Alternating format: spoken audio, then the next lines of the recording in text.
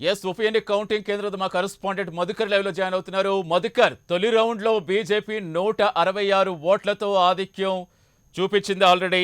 So ఏం చెప్తున్నారు, అక్కడ ఎలా ఉంది?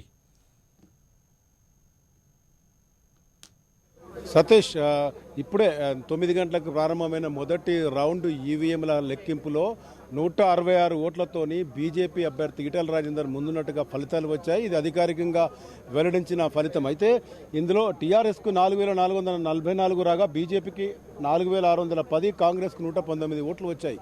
అయితే మొదటి నుంచి ఊహించినట్టుగానే బీజేపీ వాళ్ళు భావిస్తున్నట్టుగా ఎగ్జిట్ పోల్స్కు సంబంధించినట్టుగా సైలెంట్ ఓటింగ్ ఫలితాల యొక్క అది మనం ఊహించుకోవచ్చు. ఎందుకంటే మొదటి రౌండ్లో హుజరాబాద్కు సంబంధించి అక్కడ మున్సిపాలిటీలో గతంలో టీఆర్ఎస్ లీడ్ ఉండేది. అక్కడ కౌన్సిలర్ అంతా కూడా టీఆర్ఎస్ వాళ్ళే అయినప్పటికీ కూడా మొదటి రౌండ్ ఫలితాల్లో అత్యంత కీలకంగా భావించే హుజరాబాద్ మండలము, హుజరాబాద్కు సంబంధించిన ఓట్ల లెక్కింపులో టీఆర్ఎస్ అభ్యర్థిని వెనుకకు నెట్టుతూ బీజేపీ అభ్యర్థి ఈటెల రాజేందర్ లీడ్లో ఉండడం మాత్రం ఒకంత ఈ విశ్లేషకులకు సంబంధించిన గత నెల రోజులకి జరుగుతున్న చర్చలు ఏమవుతుందో వాటికి ఫలితానికి ఒక సపోర్ట్ చేసినట్టుగా అయింది. అయితే ప్రస్తుతం ఇంకా చాలా రౌండ్లు ఉన్నాయి. మొదటి రౌండ్ అయింది, ఇంకా 21 రౌండ్లు ఉన్నాయి.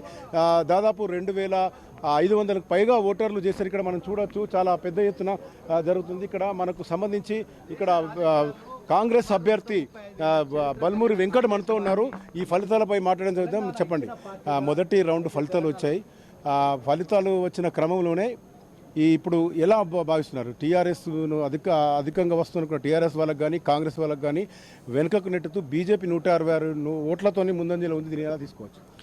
ఇద్దరు కూడా ఈ ఎన్నికల్లో రెండు పార్టీలు కూడా వ్యక్తిగత లాభాల కోసం పోటీ చేసిన ఎన్నిక ఇది అందరూ ఊహించిన ఫలితాలే. కాకపోతే ఈ ఎన్నికల్లో మనం ఏదైతే తెలంగాణ రాష్ట్రం కోసము ప్రజలు రోడ్లపైకి వచ్చి ధర్నాలు రాస్తారోకలు చేసే చూసి ఈరోజు ఓటు డబ్బు కోసము ప్రజల్ని ధర్నాలు చేసే పరిస్థితికి తీసుకొచ్చినట్టు రెండు ప్రభుత్వాలు కూడా వాళ్ళ అధికార బలాన్ని, వాళ్ళకున్న ధన బలాన్ని దుర్వినియోగం చేసి ఎన్నికల్లో పోటీ చేసిన ఒక సాధారణమైన విద్యార్థిని, నిరుద్యోగిని ఒక మార్పు కోసము ప్రశ్నించే గొంతుకగా ఉండాలి, విద్యార్థులకి నిరుద్యోగులకు అండగా ఉండాలని ఈ ఎన్నికల్లో పోటీ చేసినాను. ఈ ఎన్నికల ఫలితాలు అనేది ఆ వ్యక్తిగత లాభాల కోసం ఇద్దరు వ్యక్తులకు చెందినవి. 2023 ఎన్నికల్లో జరిగిన, ఎందుకంటే నా మొదటి ఎన్నిక జరిగిన ఏవైతే లోపాట్లు ఉన్నాయో అన్నీ నేర్చుకొని రేపు పొద్దునకెళ్ళే హుజరాబాద్ కేంద్రంగా ఉంటాను, హుజరాబాద్లోనే ఉంటా. హుజరాబాద్ ప్రజలపైన వారి సమస్యలపైన పోరాడుతూ అక్కడ ఉన్న నా కార్యకర్తలకు అండగా నిలుస్తూ 2023 ఎన్నికల్లో ఈ రెండు పార్టీలు చేసిన తప్పుడు విధానాలను ఎండగడుతూ కాంగ్రెస్ పార్టీని అధికారంలో తీసుకొచ్చే ధ్యేయంగా పనిచేస్తాను. ఒక రకంగా చూసుకుంటే ఒక యువ నాయకునిగా హుజురాబాద్లో ఉద్దండం, ఓవైపు టీఆర్ఎస్ చాలా 18 సంవత్సరాల లీడింగ్ నియోజకవర్గం, మరోవైపు ఈటెల రాజేందర్, మీరు పోటీలోకి దిగారు. పోటీలో కూడా చాలా వరకు మీరు ప్రజల్లోకి వెళ్ళే ప్రయత్నం చేశారు. కానీ గతంలో 2018లో 60,000 ఓట్లకు సంబంధించిన కాంగ్రెస్ సాంప్రదాయ ఓట్లు ఎటుపోయినాయి అనుకుంటున్నారు? అంటే ఈ ఎన్నికలు అనేటి, అంటే ఎన్నికల్లో ఒకటి మేము లేట్ రావడము, మరొకటి ఈ ఎన్నికల్లో రెండు పార్టీలు కూడా మొదటికెళ్ళి కూడా కాంగ్రెస్ ఎక్కడ గెలుస్తుందనే భయంతో వాళ్ళిద్దరు కూడా కుమ్మక్కై ఒకరిపైన ఒకరు ఆరోపణలు చేసుకొని కాంగ్రెస్ లేదనే విధంగా ప్రజల్లో ఒక దృష్టి మన్నించే భాగంలో వాళ్ళందరూ కూడా సఫలమైన రెండు పార్టీలు కూడా. తప్పనిసరిగా ఈ ఓటు బ్యాంక్ అనేది అట్లనే ఉంటుంది. 2023 అయితే జనరల్ ఎన్నికలు ఉన్నాయో ఈ ఎన్నికలు అనేవి వ్యక్తుల మధ్యలో జరిగిన విధంగా ప్రజలు భావించారు. కాబట్టి రిజల్ట్ ఏ విధంగా ఉన్నా మేము స్వాగతిస్తాము. 23 ఎన్నికలు ఏవైతే ఉన్నాయో తప్పనిసరిగా హుజరాబాద్ గడ్డపైన కాంగ్రెస్ పార్టీ జెండా ఎగురవేసే విధంగా నా ప్రణాళిక ఉంటుంది. నా పని కూడా ఆ విధంగా సాగిస్తాను. అంటే ఈరోజు ఫలితాలను దృష్టిలో పెట్టుకొని మీకు ఎలాంటి ఆశాభావం ఉంది? రానున్న ఎన్నికల్లో మీరు ఎలాంటి ప్రణాళిక చేపట్టబోతున్నారు? అంటే నా నినాదం ఇంటికి ఒక ఓటు. 86,000 గడపలు ఉన్నాయి. 86,000 గడపలకు వెళ్ళి ప్రతి గడపలో ఉన్న విద్యార్థి నిరుద్యోగిని నాకు ఓటు ఇవ్వాల్సిందిగా నేను విజ్ఞప్తి చేసిన. తప్పనిసరిగా ఆ ఓట్లు సాధిస్తానని ఒక నమ్మకం, విశ్వాసంతో నేను లోపలికి వెళ్తున్నాను. మొత్తానికి ఉద్దండుల మధ్య హుజురాబాద్ ఉత్కంఠ పోరులో రాష్ట్రంలోనే కాదు, జిల్లాలో కాదు, నేషనల్ లెవెల్లో బల్మూరి వెంకట్ అనే కాంగ్రెస్ అభ్యర్థి ఫోకస్ అని భావించవచ్చా? అన్న, ఒక విద్యార్థి నాయకుడు మీరే అంటారు, ప్రతిష్టాత్మకంగా తీసుకున్న ఇద్దరు ఉద్గంటల మధ్యలో, అంటే అటు కేసీఆర్ గారు, ఈటెల రాజేందర్ గారి మధ్యలో ఒక విద్యార్థి నాయకుడిని, ఒక విద్యార్థి భయపడి ఎన్నికల్లో పోటీ చేయకపోతే వాళ్ళిద్దరిని కూడా ధీటుగా ఎదుర్కొంటాను. ఇంత అంటే ఆఖరి 10-12 రోజుల సమయం ఉన్న ఇంత ధైర్యంగా వచ్చి ఎదుర్కొన్నానంటే ఒక మార్పు కోసం నేను ప్రయత్నం చేస్తున్నాను. సరే, దాంట్లో ఎంతవరకు నేను ఇప్పుడు సక్సెస్ అయినా కానీ 2023లో ఈ మార్పు అనేది పూర్తి స్థాయిలో సక్సెస్ చేయగలుగుతాను ఒక నమ్మకం, విశ్వాసం నాకుంది. ఇది ఊహించారా ఇట్లాంటి ఫలితం ఉంటుందని? అంటే ఎన్నికలకు వచ్చే ముందే ఈ ఇద్దరు కూడా ఓటుకి 6,000 చొప్పున, ఇది భారతదేశంలోనే అతి ఖరీదైన ఎన్నికలుగా భావించవచ్చు మనము. ఎన్నికల సంఘం కూడా ఎన్ని ఆధారాలు దొరికినా కేసులు పెట్టకుండా విచ్చలవిడిగా ఈరోజు మద్యం ఒకవైపు, అదేవిధంగా డబ్బు ఒకవైపు పంపిణీ చేస్తున్న దృశ్యాలు మనం చూసినాం. ఇంకొకటి కూడా మనం గమనించాలి, ఏ వ్యక్తి కన్నా 21 రోజులకి మించి ఒక వ్యసనాన్ని అలవాటు చేస్తే అది అలవాటుగా మారుతుంది. రేపు పొద్దున ఎన్నికల తర్వాత వీళ్ళు చేసిన తప్పుడు విధానాల వల్ల, తప్పుడు ప్రక్రియల వల్ల క్రైమ్ రేట్ కూడా హుజరాబాద్లో ఎక్కువ అయ్యే పరిస్థితి ఉంది. ఎందుకంటే మద్యానికి అలవాటు అయ్యి చాలా యువకులను కూడా వీళ్ళు చేసుకున్న తప్పుడు నినాదాల వల్ల జరిగే ఒక ఆస్కారం ఉంది. తప్పనిసరిగా రానున్న రోజుల్లో ప్రజలే వీళ్ళకి సరైన గుణపాఠం చెప్తారు. ఇదే సతీష్ చూశారు, కాంగ్రెస్ అభ్యర్థి బల్మూర్ వెంకట్ చాలా తీవ్రమైన ఆరోపణలు చేస్తున్నారు. మొత్తానికి హుజురాబాద్ ఎన్నికలకు సంబంధించి టీఆర్ఎస్, బీజేపీ ఇవన్నీ కూడా ఓటు బ్యాంకు రాజకీయాల్లో ప్రలోభాలతోని ముందుకు సాగాయి. ఆ క్రమంలో ఈ ఫలితాలు వస్తున్నాయని చెప్తున్నారు. ఇక్కడ ప్రస్తుతం కౌంటింగ్ రెండో రౌండ్కు సంబంధించిన బ్యాలెట్ ఏదైతే ఉన్నాయో ఈవీఎం అలాగే వీవీప్యాట్లకు సంబంధించి 2 హాల్లోకి ఇప్పుడే పంపించడం జరిగింది. మరి ఒక హాఫ్ అన్ అవర్లో ఈ రెండో రౌండ్కు సంబంధించి కూడా ఫలితాలు వచ్చే అవకాశం ఉంది. సతీష్, అంటే ఎలా చూసుకోవాలి మధుకర్? ప్రధానంగా మనం ఇప్పుడు ఎక్కడెక్కడ ఏ మండలాల్లో ఎక్కువగా ఉందనుకోవచ్చు. సర్వేలన్నీ కూడా చాలా మెజార్టీ సర్వేలు బీజేపీకే పట్టం కట్టాయి. అక్కడ ఈటెల వర్సెస్ కేసీఆర్గా మారిన సందర్భంలో ఎన్నాళ్ళు కూడా టీఆర్ఎస్ పార్టీని చూస్తే ఓటు వేసారు, ఈటెలను చూసి కాదు అని పదే టీఆర్ఎస్ ప్రచారం చేసినప్పటికీ ఇప్పుడు ఈటెల తన వ్యక్తిగా తనేంటో చూపించుకోబోతున్నారు అనుకోవాలా? ఏ మండలాల్లో ఎక్కువగా పట్టుందనుకోవచ్చు? సతీష్, ఖచ్చితంగా. ఎందుకంటే 18 సంవత్సరాల ఒక నియోజకవర్గంలో ఎమ్మెల్యేగా, మంత్రిగా ప్రజలతో మమేకం అవుతూ ఉండడం, అలాగే అనూహ్య పరిస్థితుల్లో పార్టీ నుంచి అతను వెళ్ళిపోవడం, మంత్రిగా బర్తరఫ్ కావడం, ఇవన్నీ పరిగణలోకి తీసుకుంటే ఈటల రాజేందర్ వ్యక్తిత్వ స్వభావంతో పాటు అతనికి ప్రజలతో ఉన్న అనుబంధము, మరోవైపు అక్కడ ఉన్న పరిస్థితులు. ఎందుకంటే టీఆర్ఎస్ లీడు గతంలో ఆయన ఉన్నప్పుడు కూడా వారు ఎప్పుడైతే కారు సింబల్ మీద గెలిచామని చెప్పడంతో మనస్తాపం చెంది రాజీనామా ఈటల చేసిన తర్వాత వచ్చిన ఎన్నికల్లో ప్రధానంగా ఈటలకు మాత్రం సానుభూతితో పాటు ఆయనకున్న అనుబంధాలు బాగా పనిచేసినాయని చెప్పవచ్చు. ఎందుకంటే మొదటి రౌండ్ ఫలితాలు ఉన్నాయి, ఇంకా చాలా 21 రౌండ్ ఫలితాలు ఉన్నాయి. ఎందుకంటే మొదటి నుంచి మనం చెప్తున్నట్టు కూడా సైలెంట్ ఓటింగ్ జరిగిన క్రమంలో వీటి ఫలితాలు మాత్రం రౌండ్కు మారవచ్చు.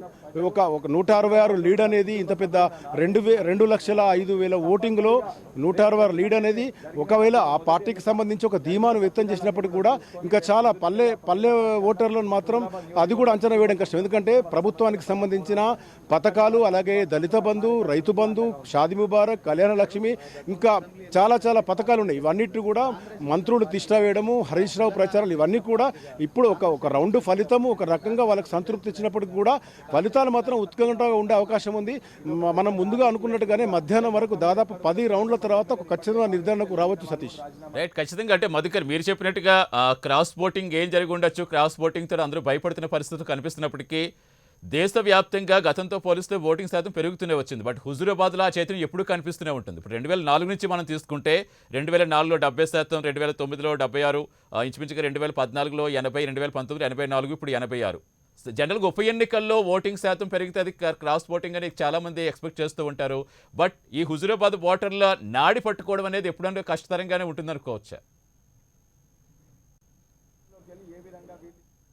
సతీష్, కరెక్ట్. మీరు అన్నట్టుగా హుజురాబాద్లో మాత్రము మొదటి నుంచి కూడా ఒక దాదాపు 6 నెలలుగా అక్కడ రేపే ఎన్నికలనే ఒక వాతావరణం ఉంది. దాదాపు అప్పటి నుంచి కూడా ప్రజలు కానీ, పార్టీ నాయకులు కానీ, ప్రజాప్రతినిధులు కానీ, ప్రభుత్వం కానీ, పోటీ చేయబోయే అభ్యర్థులు వీళ్ళంతా కూడా ప్రతిరోజు ఎన్నికల వాతావరణాన్ని సృష్టించడమే కాకుండా రేపు ఎన్నికలకు పోవడం వల్ల ప్రజలు కూడా ఈ చర్చ ఒకటి ఉంది.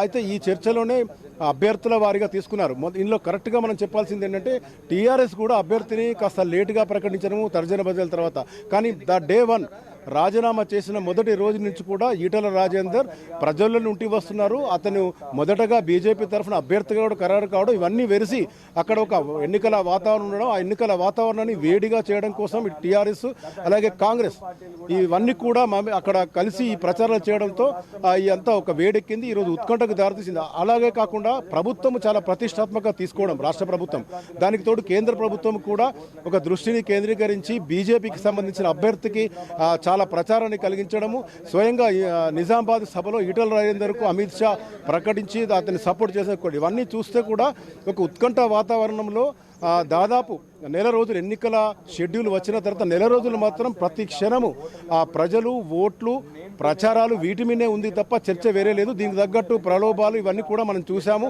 ఇవన్నీ వెరిసి ఇప్పుడు ఎన్నికలు చాలా ఉత్కంఠగా మారాయి. మొదటి రౌండ్ లీడులో బీజేపీ ఉండడం ఆ పార్టీ శ్రేణులకు కాస్త ఊరట కలిగించినప్పటికీ కూడా ఇంకా రానున్న రౌండ్స్ ఎలా ఉంటాయనేది మాత్రం వేచి చూడాల్సింది సతీష్. అంటే మధుకర్, ఖచ్చితంగా పోస్టల్ బ్యాలెట్ ఓట్లు అనేవి ఒక ప్రామాణికంగా ఒక మూడ్ ఆఫ్ ది ఎలక్షన్స్ గతంలో పరిగణించేవారు. ఇప్పుడు ఆ సాంప్రదాయం మారిపోయింది అనుకోవాలా మారుతున్న కాలంతో పాటు? జనరల్గా ఈ మధ్య కాలంలో చూస్తే పోస్టల్ బ్యాలెట్లకి ఈవీఎం ఓట్లకి చాలా వేరియేషన్ కనిపిస్తూ వస్తుంది. ఇప్పుడు కూడా పోస్టల్ బ్యాలెట్లో మనం చూస్తే టీఆర్ఎస్కి చాలా భారీ ఆధిక్యమే కనబరిచింది ఆ ఓట్లు పోలైన ఓట్లలో.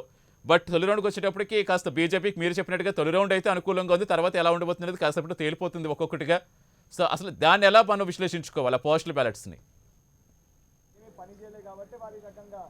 పోస్టల్ బ్యాలెట్కి సంబంధించి అవి కూడా ఒక సాంప్రదాయ ఓట్ల కింద పడిపోతాయి సతీష్. ఎందుకంటే పోస్టల్ బ్యాలెట్ చాలా ఫిక్స్డ్ ఉంటుంది. వాళ్ళంతా చాలా మంది కొందరు వృద్ధులు, రాని వాళ్ళు, బయటకు రాని వాళ్ళు, తర్వాత ఉద్యోగస్తులు, ఓటింగ్ కౌంటింగ్ ఈ ప్రక్రియలో అంతా పోస్టల్ బ్యాలెట్కి సంబంధించి ఎలిజిబుల్ అవుతారు. వీళ్ళంతా కూడా ఈ ఫిక్స్డ్ ఉంటారు. ఈ ప్రచారాలు వాళ్ళకి సంబంధం ఉండదు. ఆ తర్వాత ఆ రోజు వాళ్లకు కమ్యూనికేట్ అయిన అభ్యర్థులు వారు ఆ క్షణం నిర్ణయించుకున్న బ్యాలెట్కు సంబంధించి పోస్టల్ బ్యాలెట్ ఉంటుంది తప్ప పోస్టల్ బ్యాలెట్కి ఈవీఎంలకి తేడా. ఈవీఎంల ఓటింగు ఎట్లా ఉంటుందంటే ఆ రోజు వాతావరణము గత నెల రోజుల నుంచి కూడా వాళ్ళకు కలిసిన లీడర్లు, వాళ్ళకు సంబంధించిన సంతృప్తి, మనం అన్నట్టుగా ప్రలోభాలు ఇవన్నీ కూడా కలిసి ఉంటాయి. కాబట్టి ఈవీఎం ఓటింగ్ కానీ ఈ బ్యాలెట్ పోస్టల్ బ్యాలెట్ సంబంధించి కూడా ఖచ్చితంగా తేడా ఉంటుంది. ఆ ఈవీఎం సంబంధించిన ఫలితాలకు కానీ బ్యాలెట్ సంబంధించిన వాటికి కూడా మనం రెండింటిని సరిచూసి చూడడానికి అవకాశం లేదు. ఎందుకంటే ఇవి రెండు ఎంటైర్లీ డిఫరెంట్ ఓటింగ్. అందుకని ఇప్పుడు వస్తున్న ఏదైతే రౌండ్స్ ఉన్నాయో ఈ రౌండ్స్లో వచ్చే ఫలితాలను మాత్రమే ట్రెండ్గా తీసుకోవచ్చు సతీష్. రైట్ మధుకర్, కాసేపట్లో మళ్ళీ కాంటాక్ట్ అప్డేట్స్తో మీరు సిద్ధంగా ఉండండి. Thank you.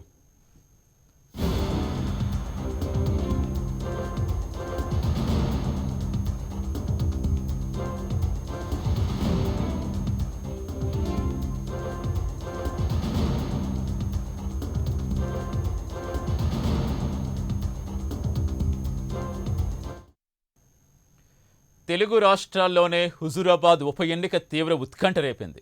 మాజీ మంత్రి ఈటెల రాజేందర్ ఎమ్మెల్యే పదవికి రాజీనామా చేయడంతో తెలంగాణలో హుజూరాబాద్ ఉప ఎన్నిక అనివార్యమైంది.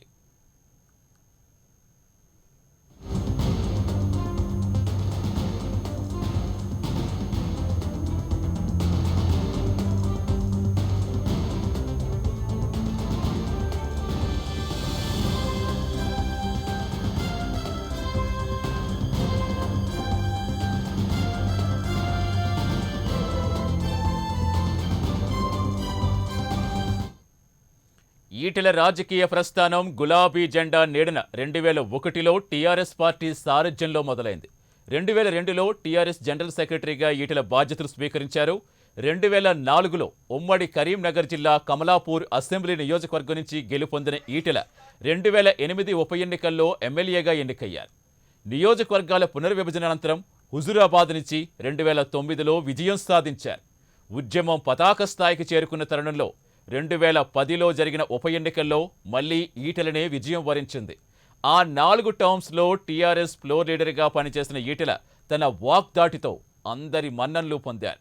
తెలంగాణ రాష్ట్రం ఏర్పడ్డాక 2014లో కేసీఆర్ తొలి మంత్రివర్గంలో ఆర్థిక, ప్రణాళిక శాఖ, చిన్న మొత్తాల పొదుపు, రాష్ట్ర లాటరీలు, పౌర సరఫరాలు, తూనీకలు, కొలతలు, వినియోగదారుల వ్యవహారాల శాఖ బాధ్యత నిర్వర్తించారు. ఇక 2019లో కేసీఆర్ రెండోసారి అధికారంలోకి రావడంతో ఈటెలకు వైద్య ఆరోగ్య శాఖ కేటాయించారు.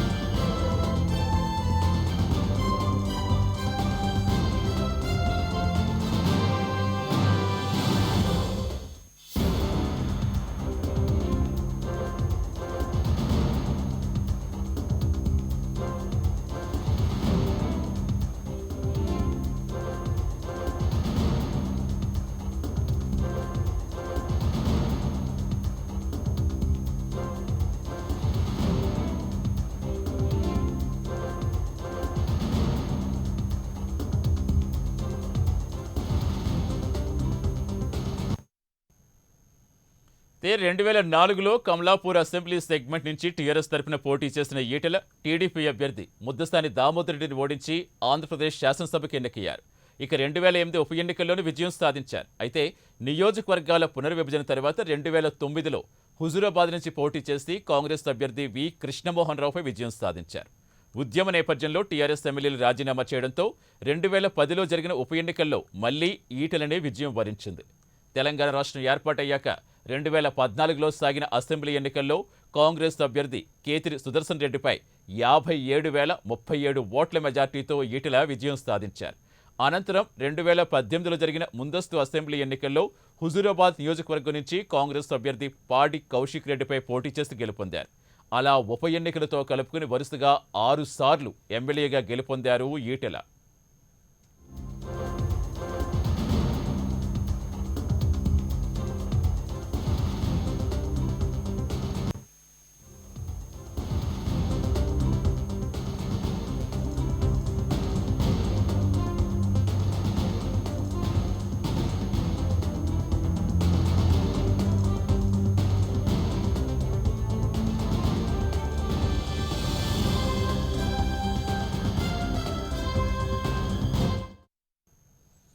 తెలుగు రాష్ట్రాల్లోనే హుజూరాబాద్ ఉప ఎన్నిక తీవ్ర ఉత్కంఠ రేపుతోంది. ప్రధానంగా హుజూరాబాద్లో ఎవరు గెలుస్తారు అని పూర్తి స్థాయిలో బెట్టింగ్లైతే చాలా జోరందుకున్న నేపథ్యంలో పోస్టల్ బ్యాలెట్స్లో టీఆర్ఎస్ అభ్యర్థి ముందుగా ఆధిక్యం చూపించినా అటు తొలి రౌండ్లో బీజేపీ అభ్యర్థి ఈటెల 166 ఓట్ల ఆధిక్యం చూపించారు. మాజీ మంత్రి ఈటెల రాజేందర్ ఎమ్మెల్యే పదవికి రాజీనామా చేయడంతో తెలంగాణలో హుజూరాబాద్ ఉప ఎన్నిక అనివార్యమైంది.